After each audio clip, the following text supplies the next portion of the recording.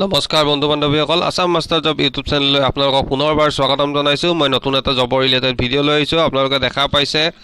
Oil India লিমিটেডত post ওলাইছে, নতুন পোষ্ট ওলাইছে, সেইবাবে আপোনালোকক ভিডিঅ'টো লৈ অহা হৈছে। আপোনালোকে অইল ইণ্ডিয়া লিমিটেডত নতুন পোষ্ট ওলাইছে, যি পোষ্টসমূহৰ বাবে আপোনালোকে আবেদন কৰিবলৈ পাৰিব,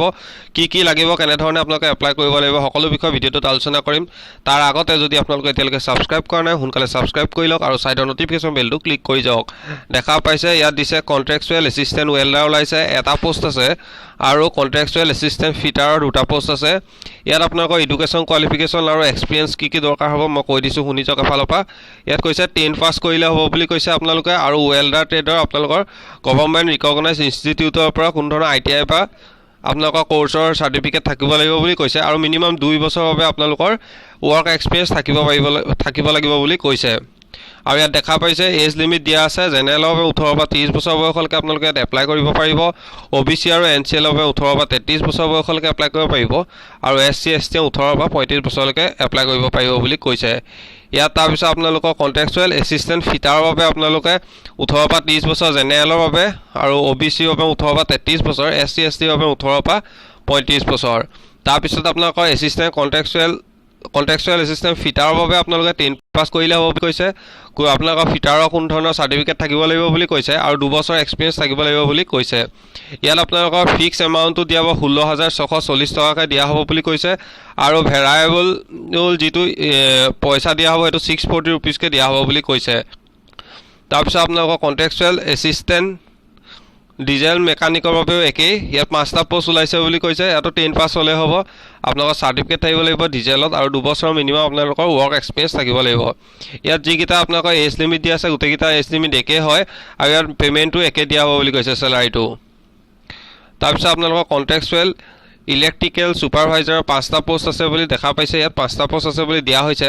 আৰু ইয়াত এডুকেশ্যন কোৱালিফিকেশ্যনটো হৈছে আপোনালোকৰ 10 পাছ কৰিব লাগিব বুলি কৈছে, 3 বছৰ আপোনালোকৰ ডিপ্ল'মা থাকিব লাগিব বুলি কৈছে ইলেক্ট্ৰিকেল ইঞ্জিনিয়াৰিঙত, আৰু আপোনালোকৰ ইয়াত কৈছে যে ছুপাৰভাইজাৰ চাৰ্টিফিকেট থাকিব লাগিব কোম্পানীৰ আণ্ডাৰ 1, 2, 3, 4, 5 আৰু 8লৈকে কোনো ইলেক্ট্ৰিকেল লাইচেঞ্চ বৰ্ডৰ পৰা আপোনালোকৰ কোনো এখন লাইচেঞ্চ থাকিব লাগিব বুলি কৈছে। তাৰপিছত ইয়াত কৈছে যে আপোনালোকৰ 3 বছৰৰ post qualification relevant work experience লাগিব বুলি কৈছে, ড্ৰিলিং বা ৱৰ্ক অভাৰ আদি এক্সপাৰ্টাইজ ধৰি পেলাই আপোনালোকৰ যিখিনি দৰকাৰ হয় সেইখিনিৰ লগত ৱৰ্ক এক্সপিৰিয়েঞ্চ থাকিব লাগিব বুলি কৈছে। ইয়াত আপোনালোকৰ যিটো এজ লিমিট দিয়া আছে চাইজক আপোনালোকে জেনেৰেলৰ 18 পৰা 35 বছৰ, OBC আৰু NCL 18 পৰা 38 বছৰ, SC ST 18 পৰা 40 বছৰ। ইয়াত আপোনালোকৰ পে'মেণ্টটো দিয়া হ'ব ফিক্স এমাউণ্ট 19,500 টকাকৈ দিয়া হ'ব বুলি কৈছে, আৰু ভেৰাইবল এমাউণ্ট 750 টকাকৈ পাৰ ডে আপোনালোকক দিয়া হ'ব বুলি কৈছে। তাৰপিছত কণ্ট্ৰেকচুৱেল গেছ লজিয়াৰৰ আছে আপোনালোকৰ 8টা পোষ্ট আছে, দেখা পাইছে আপোনালোকে ইয়াত 10 + 12 অৰ্থাৎ 12 পাছ কৰিব লাগিব বুলি কৈছে, ছায়েন্সৰ আণ্ডাৰত হ'ব লাগিব, আপোনালোকৰ ষ্ট্ৰীমটো ছায়েন্স থাকিব লাগিব বুলি কৈছে, আৰু 1 বছৰ কোৱালিফিকেশ্যন ৱৰ্ক এক্সপিৰিয়েঞ্চ থাকিব লাগিব বুলি কৈছে গেছ লজিঙত। তাৰপিছত আপোনালোকৰ এজ লিমিটটো চাই লওক আপোনালোকে, জেনেৰেলৰ 18 পৰা 35, OBC NCL 18 পৰা 38, আৰু SC আৰু ST 18 পৰা 40 বছৰ বুলি কৈছে।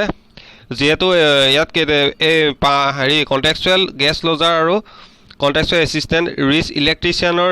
পে'মেণ্টটো একেই, পে'মেণ্ট মেথডটো একেই, সেইবাবে মই শেষত কৈ দিম। ইয়াত দেখা পাইছে আপোনালোকে, ইয়াত আছে কণ্ট্ৰেকচুৱেল এছিষ্টেণ্ট ৰিচ ইলেক্ট্ৰিচিয়ানৰ 10টা পোষ্ট আছে বুলি কৈছে, ইয়াত 10 পাছ কৰিব লাগিব বুলি কৈছে, 2 বছৰ আপোনালোকৰ ইলেক্ট্ৰিচিয়ানৰ কোৰ্চ থাকিব লাগিব বুলি কৈছে, ট্ৰেড থকা,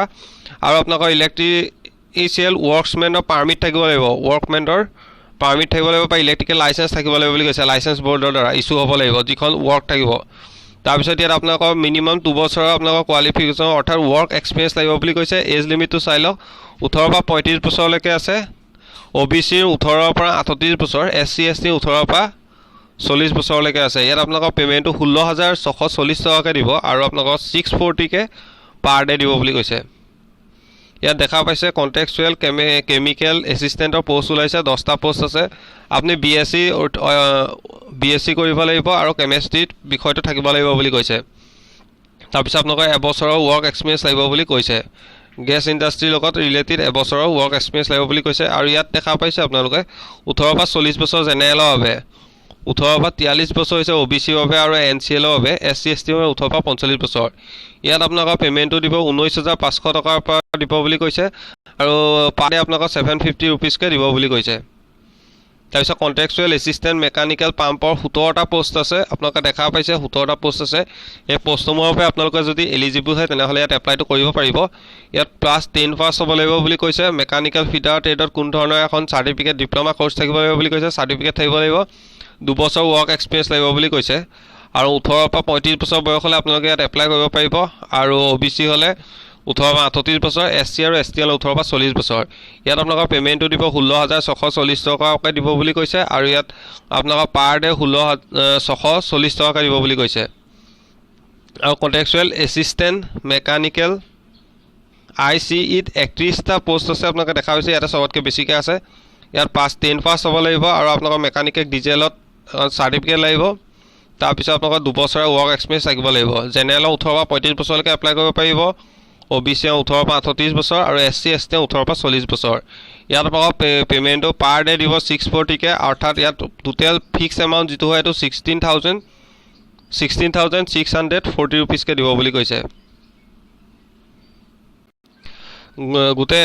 এপ্লিকেশ্যন প্ৰক্ৰিয়াটো এডভাৰটাইজমেণ্ট প্ৰক্ৰিয়াটো চবতকৈ যিটো দৰকাৰী প্ৰক্ৰিয়া হয় এইটো হৈছে এইটো ইয়াত দেখা পাইছে আপোনালোকে কণ্ট্ৰেকচুৱেল এছিষ্টেণ্ট ৱেল্ডাৰৰ বাবে 16 তাৰিখে আপোনালোকৰ ৰেজিষ্ট্ৰেশ্যনৰ টাইম 16 তাৰিখে অৰ্থাৎ 16 আগষ্টত আপোনালোকৰ ৰেজিষ্ট্ৰেশ্যন টাইম আৰু সেইদিনাখনে আপোনালোকৰ ইণ্টাৰভিউ হ'ব বুলি কৈছে তাৰপিছত কণ্ট্ৰেকচুৱেল এছিষ্টেণ্ট ফিটাৰৰ 18 তাৰিখ এইটো ভালদৰে মন কৰি ল'ব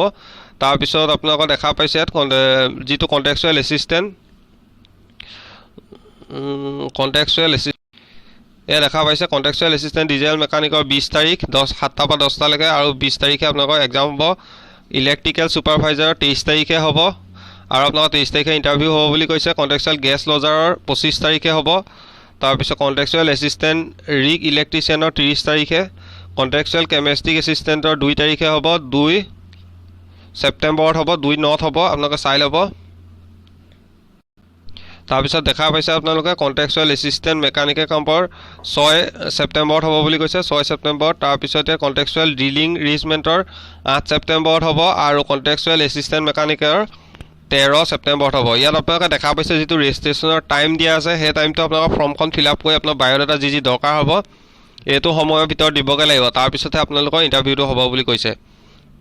ইয়াত আৰু দি দিছে আপোনালোকে চাওক কি লাগিব বুলি কৈছে আপোনালোকৰ 3 cm by 3 cmৰ এখন ফটোগ্ৰাফ লাগিব বুলি কৈছে কালাৰ ফটো লাগিব বুলি কৈছে অৰিজিনেল ডকুমেণ্টছ আৰু চেল্ফ এটেষ্ট ফটোকপি উইথ লৈ যাব লাগিব বুলি কৈছে আপোনালোকৰ যিখিনি কোৱালিফিকেশ্যন আপোনালোকে তাত ফৰ্মখনত দিব লাগিব সেই সকলোখিনি গোটেইখিনি লিখা আছে ইয়াত লৈ যাব সকলোখিনি যিটো আপোনালোকৰ হেৰি হয় এইবোৰ গোটেই সোপা লৈ যাব তাৰপিছত তাৰ ৱাক ইন ইণ্টাৰভিউ অৰ্থাৎ গৈ পেলাই ইণ্টাৰভিউ হ'ব আৰু যি ক'ভিডৰ ৰুল সেই ৰুল অনুসৰি আপোনালোকে যাব লাগিব বুলি কৈছে ইয়াত এখন ফৰ্ম দি দিছে আপোনালোকে দেখা পাইছে এই ফৰ্মখন মই ডেছক্ৰিপশ্যনত দি দিম তাৰপৰা ডাউনলোড কৰি ল'ব পাৰিব এই ফৰ্মখনৰ পৰা আপোনালোকে এপ্লাইটো কৰিব পাৰিব তাত আৰু এনেধৰণৰ নতুন পষ্ট পাই থাকিবৰ বাবে চেনেলটো অতি সোনকালে ছাবস্ক্ৰাইব কৰি যাওক আৰু যদি কিবা জানিবলগীয়া আছে তেনেহ'লে কমেণ্টত সুধিব পাৰে আৰু ভিডিঅ'টো লাইক আৰু শ্বেয়াৰ কৰিবলৈ নাপাহৰিব ধন্যবাদ